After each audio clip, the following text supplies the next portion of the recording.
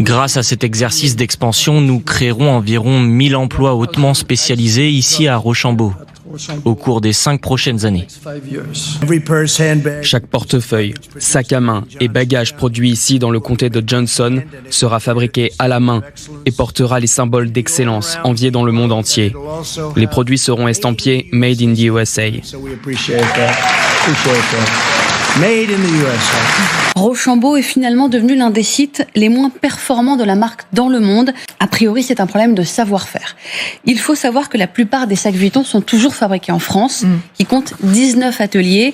Le site de Rochambeau manque de travailleurs qualifiés capables de produire selon les normes de qualité exigées par l'enseigne.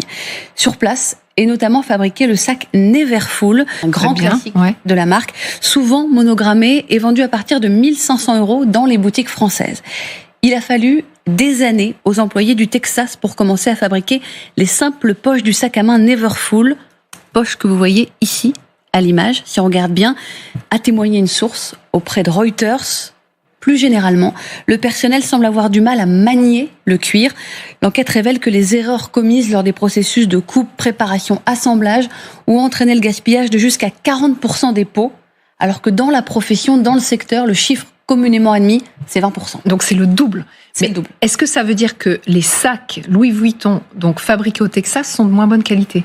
Le directeur industriel assure que non, que de toute manière, Vuitton ne peut pas transiger sur la qualité. Mais un ancien employé a raconté aux journalistes de Reuters qu'il avait vu des personnes fondre du tissu pour cacher des trous dans les coutures. Et l'enquête révèle que certains sacs ne sortent pas du tout.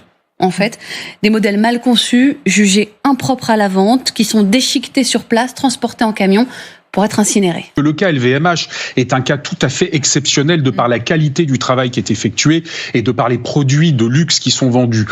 Fort heureusement pour Donald Trump, l'ensemble des usines ou des catégories d'activités qui souhaitent, pour des raisons fiscales, émigrer aux États-Unis et fabriquer aux États-Unis n'ont pas ce degré de compétence et de demande.